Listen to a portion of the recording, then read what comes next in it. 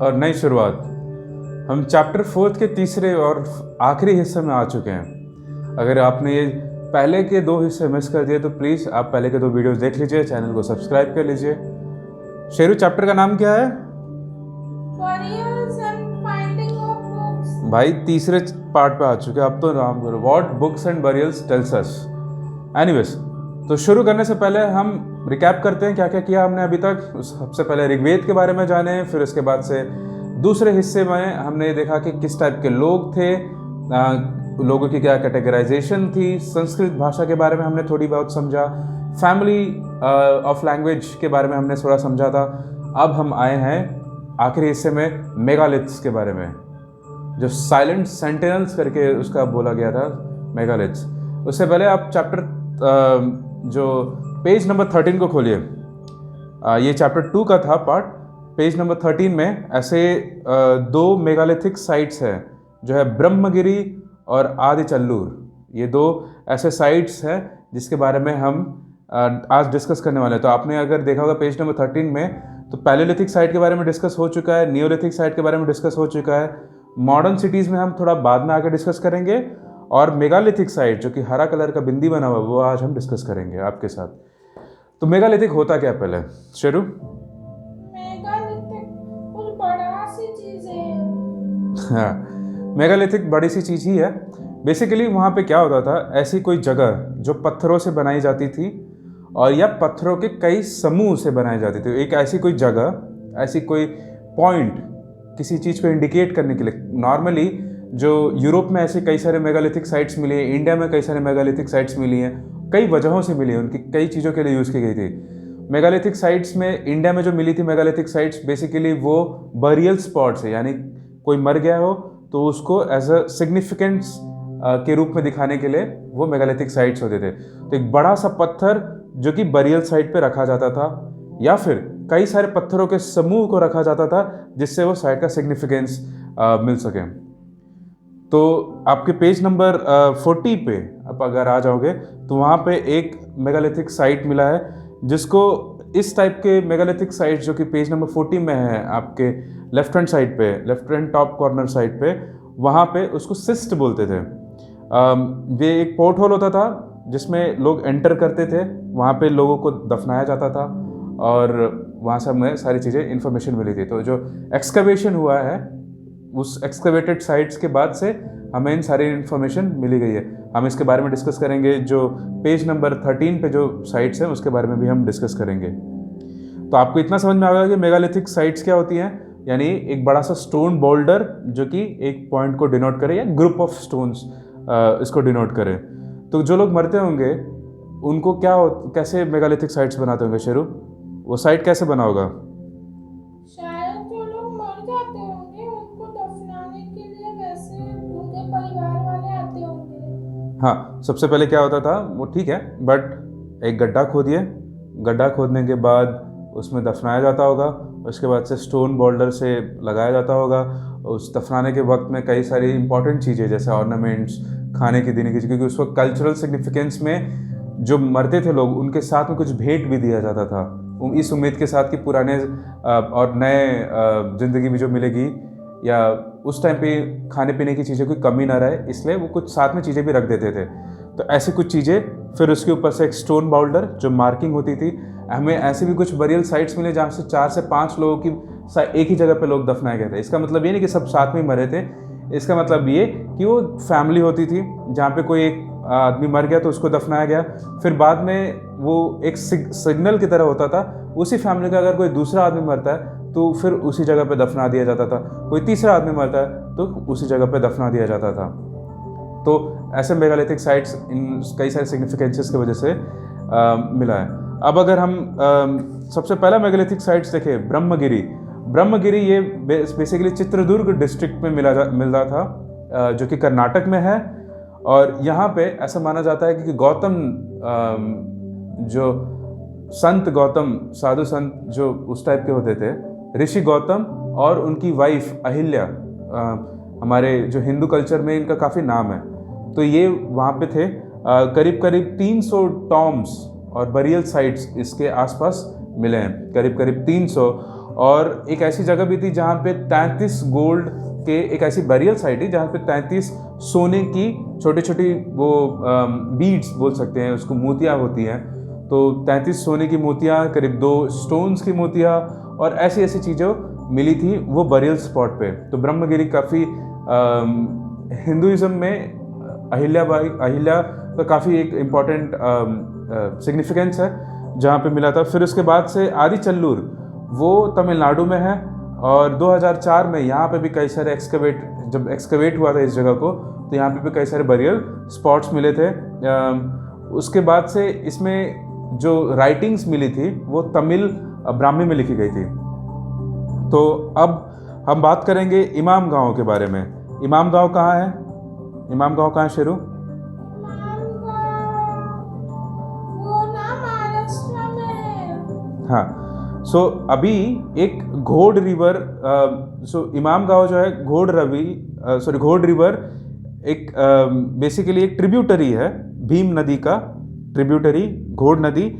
आप page number 13 पे ध्यान से देखिए, वो एक शेप में बनाया गया इमाम गांव सेंट्रल पॉइंट में है, महाराष्ट्र के एक रीजन में है इमाम गांव। यहाँ पे भी हमें काफ़ी सारे बरियल स्पॉट्स, और ये one of the earliest villages में ये टाउन है। ये एक अकेला साइन है पेज नंबर 13 पे जो कि अर्लीस्ट विलेजेस का नाम बताता है। इधर सेटलमेंट हुआ था, लोग आके बसे थे, शहर नहीं था, विलेज था, यानी उतना प्लान टाउन नहीं था बट कल्चरली काफ़ी इम्पोर्टेंट था।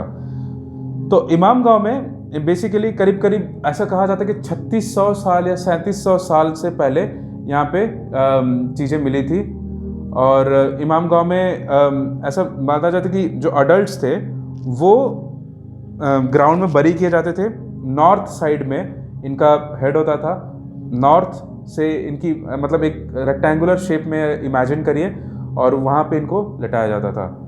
तो इनके साथ साथ में एक ऐसी कुछ जगह मिली जहाँ पे एक आंगन था, आंगन के आसपास कई सारे घर थे, घर के बीच में एक इम्पॉर्टेंट पॉटरी में पॉटरी के शेप में एक आदमी को क्रॉस लेग किया गया था और उसको पॉटरी के फॉर्म में सुलाया गया था, नॉर्थ साइड में फेस करा के। तो ऐसे कुछ साइट्स भी मिले हैं इमाम गांव में।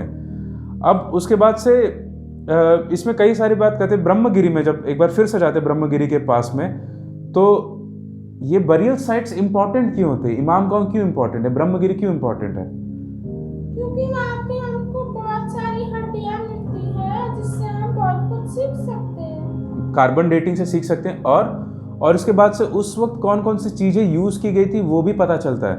हमें सबसे इम्पॉर्टेंट चीज़ मिली वो आयरन है। अभी तक हमने आयरन का कहीं जिक्र नहीं किया है, उस जगह से हमें आयरन का मिला है। आप ये बता सकते हो नियोलिथिक एज में आयरन का यूज़ किया जाता होगा या हड़प्पन एज में आयरन था? नहीं। हाँ, आयरन का हमने कहीं जिक्र नहीं किया है। हो सकता है एक्सीडेंटल यूज़, यानी मिला हो, उस तरीके से यूज़ नहीं किया हो उन लोगों ने, बट एज सच आयरन का जो मेन यूज़ है वो इस एरा से शुरू हुआ था। तो वहाँ पे हमें कई सारे स्टोन्स की बीड्स मिले थे, जैसे हमने बताया था गोल्ड बीड्स मिले थे, स्टोन बीड्स मिले थे, बैंगल्स मिले थे कॉपर के, शंख मिला था, और सारे पॉटरीज, कई सारे पॉटरीज की कैटेगरीज मिली थी। फिर उसके बाद से वहाँ पे कई सारी लिखी हुई चीज़ें भी मिलती हैं। तो कल्चरल सिग्निफिकेंस के हिसाब से काफ़ी इंपॉर्टेंट होता है ऐसे बरियल साइट्स, इसलिए हम वहाँ पे जाते हैं। वहाँ पे अगर आप पेज नंबर 40 के नीचे साइड पे आएंगे तो ऐसे ही मेगालिथिक बरियल्स में से जो घोड़ों की नाल होती है, हॉर्स शू, वो घोड़ों की नाल मिली थी।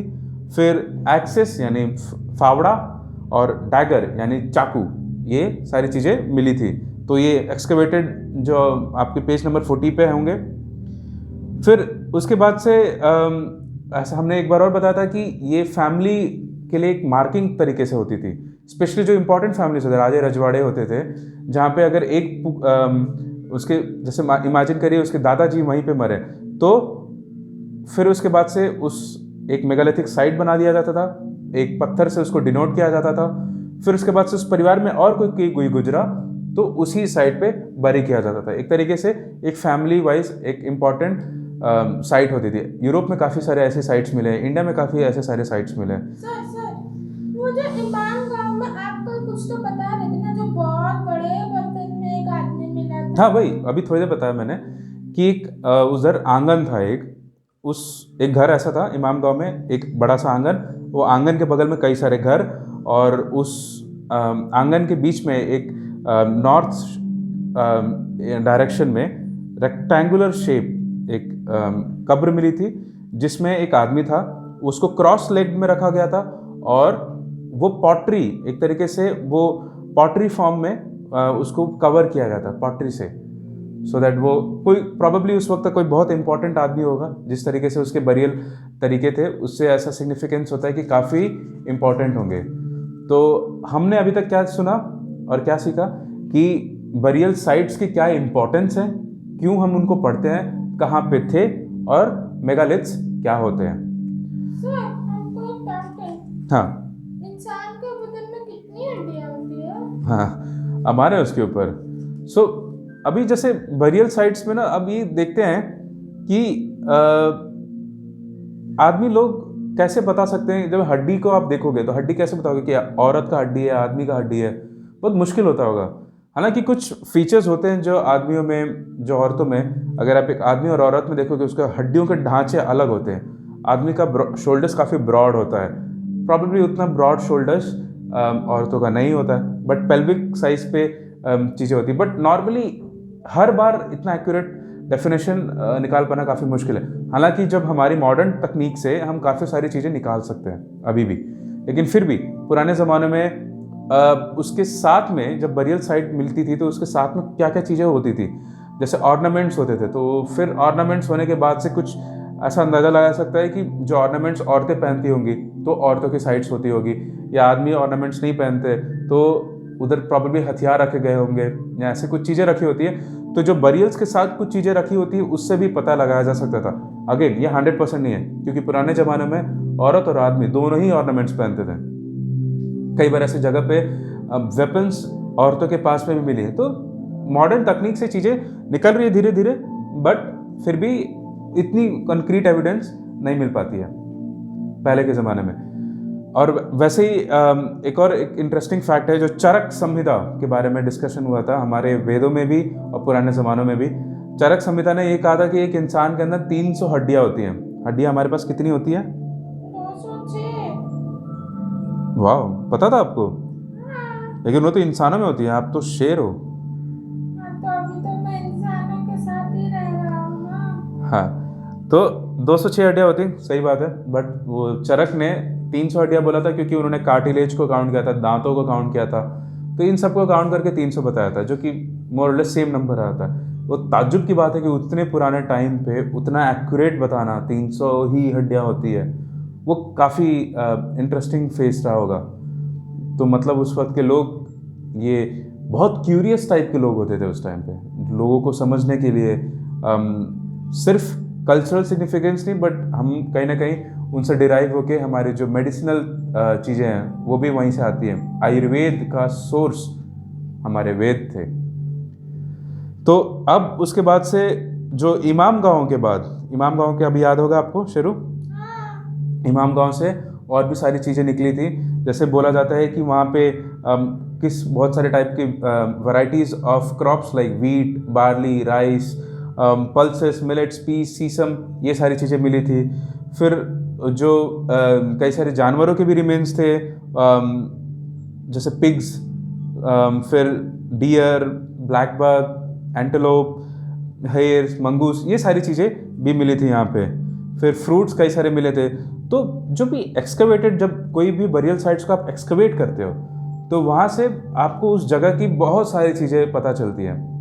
अब इमाम गाँव का एक एग्जांपल ले लीजिए, तो वहाँ पे ये पता चलती है कि लोग, जब जानवरों की हड्डी मिली थी ना, तो जानवरों की हड्डी थोड़ी सी कटी हुई थी, मतलब उसको ऐसा माना गया था कि वो नेचुरल डेथ नहीं था बल्कि मारा गया। इसका मतलब लोग वहाँ पे मीट खाते थे। तो ऐसी चीज़ें पता है, उनके खाने और रहने के तरीके पता चलते थे। फिर वहाँ पे जो किस टाइप के फ्रूट्स मिलते थे, किस टाइप की वो प्लांट्स उगाते थे, तो इसमें हमने बताया कुछ वीट, बार्ली, सीसम, राइस, ये सारे प्लांट्स उगाते थे। मीट, हड्डियाँ भी मिली थी, जहाँ पे ऐसा वो है कि हड्डियाँ भी मतलब जानवरों को भी खाया जाता था। फिर उसके बाद से कई सारे फ्रूट्स मिले हैं, जो फ्रूट से सिग्निफिकेंस थे कि वो किस टाइप के फ्रूट्स वहाँ पे मिलते थे। तो अब उसके बाद से बाकी दुनिया में क्या हो रहा था, तो चीन का चाइना कहाँ है? एशिया में है। हाँ, इंडिया का नेबर है चाइना। तो करीब 3500 साल पहले अगर आप पेज नंबर 43 में देखेंगे तो वहाँ पे ना जानवरों की हड्डी पे कुछ कुछ लिखा हुआ था। तो जानवरों की हड्डी पे क्या लिखा होता था, बेसिकली वहाँ के जो लोग थे वो फ्यूचर टेलिंग के लिए, मतलब भविष्य जानने की कोशिश करते थे कि क्या वो युद्ध में जीतेंगे, क्या उनका बेटा हुई होगा या बेटी हो गई, या फिर उनका वेलबींग कैसा होगा, फ्यूचर उनका कैसा होगा, दुख आएगा सुख आएगा। तो ऐसा वो लोग क्या करते थे कि हड्डियों पे लिखते थे और फिर हड्डियों को जला देते थे, फिर उससे हड्डियों पे क्रैक आता था और उन क्रैक्स को देख के प्रेडिक्शन देते थे। तो वो उस कल्चर में अब मतलब इतना श्योर नहीं होते थे, इतना एक्यूरेट नहीं था चीज़ें कि वो बिल्कुल एक्यूरेसी से फॉर्चून टेलर सही चीज़ बता पाए, बट वो एक कस्टम था, उनका एक ट्रेडिशन था जिससे वो फॉर्चून टेलर्स आगे की चीज़ें भविष्य के बारे में बताने की कोशिश करते थे। तो ऐसे कुछ कल्चर भी हमारे सामने आए हैं। इन कल्चर में ऐसा माना जाता है कि ब्रॉन्ज का काफ़ी यूज़ होता था, वेसल्स का काफ़ी यूज़ होता था, बट आयरन का यूज़ नहीं था। तो इन जो साइट्स है और हमारे इंडियन साइट्स में से क्या फ़र्क पड़ा था कि जो आयरन है वो इंडिया में आया, इन दोनों के बीच में फ़र्क आयरन का है। काफ़ी इंटरेस्टिंग रहा होगा चैप्टर ये। अगर आपको लगता है कि हमें किसी चीज़ के ऊपर और फोकस करना चाहिए, कोई किसी टॉपिक को लेके और हम आपसे बात करना चाहिए, तो आप उसको कमेंट सेक्शन में बताइए, हम उसके ऊपर भी वीडियो बनाएंगे। इसको ज़्यादा से ज़्यादा शेयर करिए, और अगर आप अब तक हम ये उम्मीद करें कि आपने चैनल को सब्सक्राइब कर ही लिया होगा। तो इस वीडियो का भी यहीं विराम देते हैं। फिर अब हम शुरू करेंगे 5th चैप्टर के बारे में, जब किंगडम बनना शुरू हो गया था। अब हड़प्पा सिविलाइजेशन खत्म हुआ था, फिर किंगडम बनना शुरू हुए। इसके बीच में काफ़ी साल बीते, कई हज़ार साल बीते हैं। बट कहते हैं ना, जब सूरज अस्त होता है, रात होती है, फिर उदय भी होता है, सवेरा भी होता है। तब एक नए सवेरे से शुरू करेंगे नए चैप्टर की शुरुआत। तब तक के लिए धन्यवाद।